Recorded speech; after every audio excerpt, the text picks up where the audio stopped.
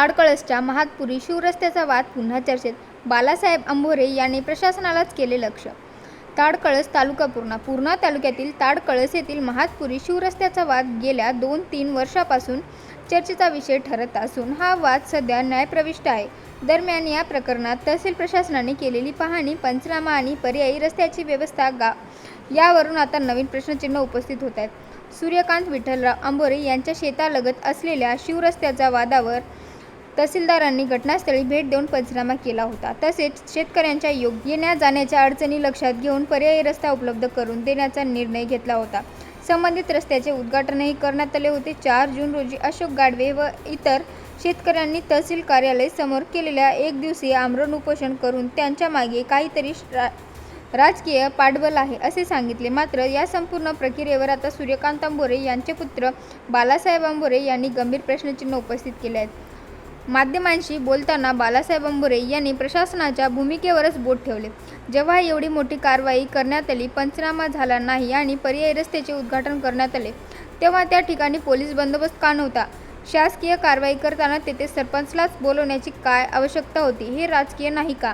असा थेट सवाल त्यांनी उपस्थित केला. यापूर्वी या वादातून हाणामारीचा प्रकार घडल्याचा दावा करत त्यांनी प्रशासनाने परिस्थितीचे गांभीर्य ओळखले नसल्याची टीका केली. अंभोरे यांनी तहसीलदारांसह संबंधित अधिकाऱ्यांच्या कार्यपद्धतीवर अनेक प्रश्न उपस्थित केले असून प्रशासनाचा निर्णय प्रक्रियेत पारदर्शकता होती का याबाबतही शंका व्यक्त केली. त्यांच्या मते वादग्रस्त प्रकरणात योग्य सुरक्षा व्यवस्था आणि सर्व पक्षांचा विश्वास संपादन करूनच कारवाई होणे अपेक्षित होते. या प्रकरणामुळे ताडकळस परिसरात पुन्हा एकदा चर्चा रंगू लागली आहे. गावकऱ्यांमध्ये विविध प्रतिक्रिया उमटून असून काही नागरिक प्रशासनाच्या निर्णयाचे समर्थन करत आहेत, तर काही जण अंभोरे यांनी उपस्थित केलेल्या मुद्द्यांना महत्त्वाचे मानत आहेत. दरम्यान हा विषय न्यायालयात प्रलंबित असल्याने अंतिम निर्णय न्यायालयाच्या निकालानंतरच स्पष्ट होणार. मात्र बालासाहेब अंभोरे यांनी उपस्थित केलेल्या प्रश्नांमुळे तहसील प्रशासन आणि संबंधित अधिकाऱ्यांची भूमिका पुन्हा एकदा केंद्रस्थानी आली आहे. रस्ता न्यायालय आणि प्रशासन यांच्यात अडकलेला हा वाद आता केवळ जमिनीचा राहिला नसून प्रशासनाच्या कार्यपद्धतीवर प्रश्नचिन्ह निर्माण करणारा ठरत आहे, अशी चर्चा ताडकळस परिसरात सुरू आहे. अंभोरे, राहणार ताडकळस, जिल्हा परभणी, तालुका पूर्णा. आपले जे अशोक गाडवे व इतर आणि सूर्यकांत विठ्ठलराव अंभोरे यांच्या विरोधात शिवरस्त्याचं जे प्रकरण होतं, गेली 3-4 वर्ष झालं प्रकरण गाजत आहे.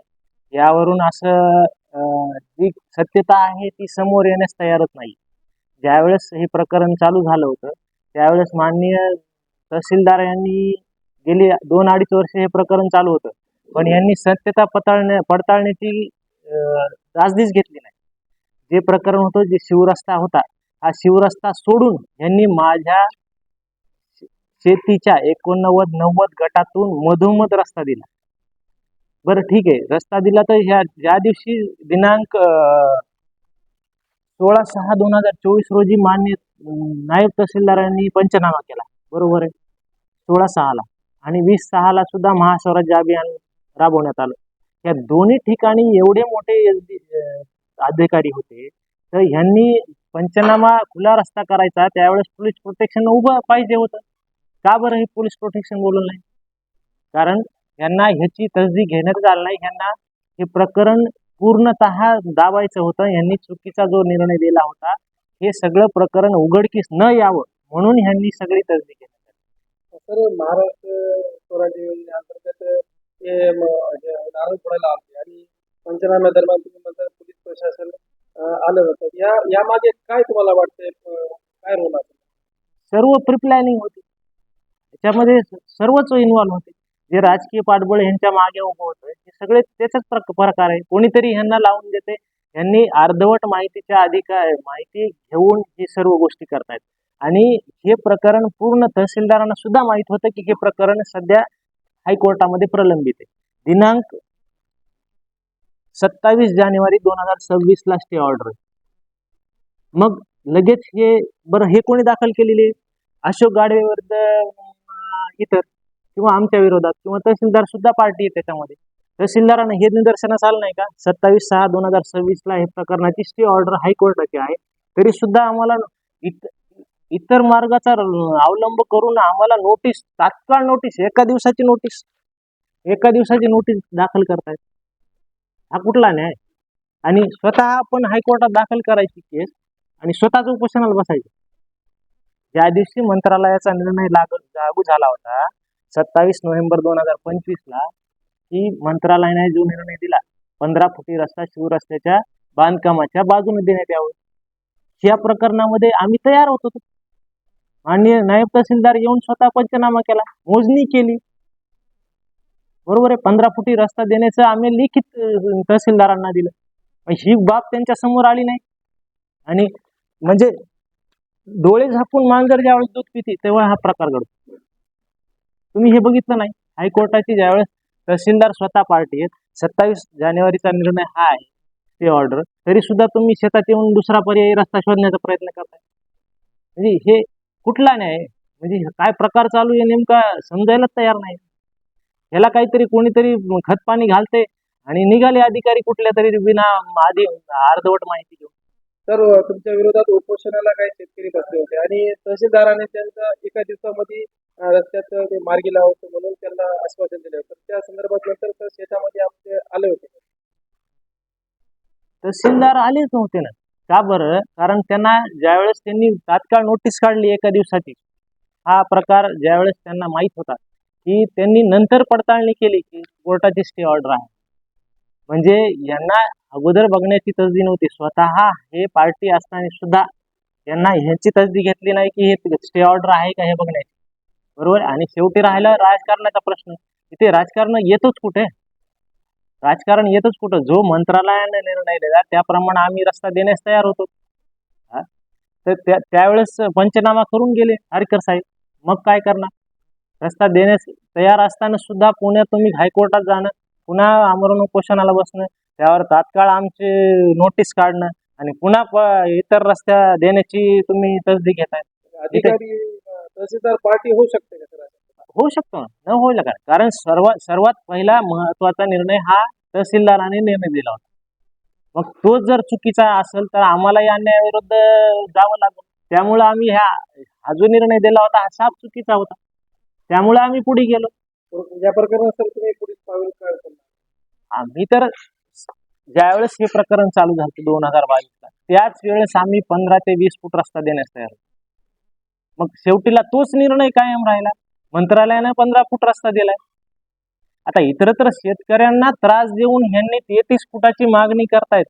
जर 33 फुटाची मागणी योग्य असेल तर देण्यास काही हरकत नाही, पण योग्यच नाही. जर ह्या शिवरस्त्याला लगत येणारा हायवेवरनं जो रस्ता आहे तो जर 33 फुटी असेल तर देण्यास काही हरकत नाही.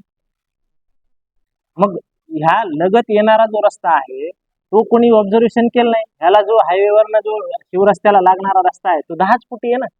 हेच तहसीलदारांनी निदर्शनास आलंच नाही, कोणी आणूनही दिलं नाही, कोणी भूमी अभिलेखचा अहवालही मागितला नाही. आणि इथे राजकारण म्हणजे काय? आम्ही कशाला राजकारण करावं? आणि ज्यावेळेस महास्वराज्य अभियान ज्यावेळेस तहसीलदार SDM आले होते महास्वराज्य, त्यावेळेस तहसीलदाराची कशाला इथे लागते होते, हे सॉरी सरपंचाची कशाला इथे येण्याची काय गरज होती? ते राजकारण नाहीये.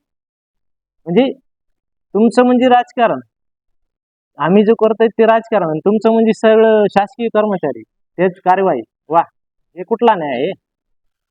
त्याचं पुढील पाऊल काय राहणार सर तुमचं? याच्यात काय कोण दोषी? दोषी साफ 2-2.5 वर्ष प्रकरण चाललं. कुठल्या तरी अधिकाऱ्याला हे माहित पाहिजे होतं की कोणता रस्ता आहे. तुम्ही फक्त पेपर वर्क मध्ये तुम्ही सांगतायत पूर्व पश्चिम धुरे बांधावरून आणि ऍक्च्युली देतायत माझ्या 89-90 चे 4 तुकडे करतायत. हे ज्यावेळेस स्वराज्य अभियानच्या माझ्याजवळ पुरावे आहेत, त्याचे माझ्याजवळ व्हिडिओ क्लिप आहेत, माझ्याजवळ फोटो सहित न्यूज सहित व्हिडिओ सहित सगळे पुरावे आहेत की तुम्ही हे चुकीचं पाऊल उचललेले. जिथं तुम्ही 89 कोणत्या अधिकारानुसार 89-90 चे 4 तुकडे करतायत तुम्ही? म्हणजे माझी पाऊल वाट आहे ती तुम्ही रस्ता शोधण्यात आणि माझ्याच शेतातनं फक्त तुम्हाला 20 फुटी रस्ता पाहिजे का? दुसऱ्यांना नोटीस दिली नाही का? माझ्या बाजूला माझ्या शेताच्या बाजूला मुंद्रा साहेब आहेत, तांबे साहेब आहेत, त्यांना का नोटीस नाही? धुरेबांध त्यांचाही आहे. माझ्याच शेतातनं 20 फुटी रस्ता पाहिजे, हा कुठला न्याय? आणि पोलीसही नाही, पंचनामा करतायत एवढ्या मोठ्या खुला करून रस्ता देण्याची. विशेष एवढं मोठं प्रकरण गाजलं जिल्ह्याभरात, त्या ठिकाणी पण ज्यावेळेस रस्ता तुम्ही खुला करून देतायत, एवढे मोठे अधिकारी इथं आहेत, तहसीलदार, नायब तहसीलदार, SDM इथपर्यंत अधिकारी असताना सुद्धा पोलीस प्रोटेक्शन नाही. म्हणजे काय, म्हणजे सर्व हे पाठबळ, म्हणजे प्री प्लॅनिंग नुसार चालतंय हे सगळं. न्यायालयानं जो निर्णय दिलाय ह्याचा आम्ही सन्मानच केलेला आहे. माननीय मंत्रालयानं जो निर्णय दिलाय त्याला आम्ही मान्यच करणार. 15 फूट रस्ता देण्याचा आम्ही लेखी निर्णय झाल्या तहसीलदारांना दिलेले. 15 फुटी देण्यास तयार आहेत. तुमचं पुढचं पाऊल करताय. जो कोर्टाचा निर्णय अधीन राहील त्याप्रमाणे आम्ही मान्य करायला तयार आहे. शिवरस्ता आहे, शिवरस्ता पूर्वी असल नसल ह्याची शाश्वती कोणी माहित नाही. माझ्याकडे भूमी अभिलेखच्या माहिती अधिकारानुसार हा फक्त लिखित शिव आहे. त्याच्यावर माहिती अधिकारामध्ये जी माहिती मागवली, प्रशासनाला जी योग्य कारवाई नियमावलीनुसार होईल ती त्यांनी करावी. सर्व अहवालांची, सर्व नियमांची पडताळणी करावी, सर्व गोष्टींची. त्याप्रमाणे योग्य निर्णय जो कोर्ट देईल तो आम्हाला मान्य आहे. जो तहसीलदारांनी जो निर्णय दिला होता तो मंत्रालयाने रद्द केला आणि 15 फुटी रस्ता देण्याचं मान्य केलं. यांनी उपोषणाला बसले, स्वतः स्टे ऑर्डर आणली, स्वतःची स्टे ऑर्डर. तरी सुद्धा तहसीलदारांनी शॉर्ट नोटीस काढली एकाच दिवसाची. का बरं तहसीलदार आले नाही? कारण ह्यांना माहित होतं स्टे ऑर्डर नंतर तपासले गेली, याच्यामध्ये पार्टी तहसीलदार होते. स्वतः आले असते तर त्यांचं कंटेम्प्ट ऑफ कोर्ट झाला असतं. मग ह्या कारणास्तव तहसीलदार आला. मग यावं आणि रस्ता देण्याची तयारी करावी. कारण हे चुकीचं पाऊल होणार आहे त्यांना माहित होतं. ही पडताळणी नंतर करण्यात आली. म्हणजे सत्यता पडताळण्याची ह्यांची काही तयारीच नाहीये, ही गोष्ट समोर आली आहे ना.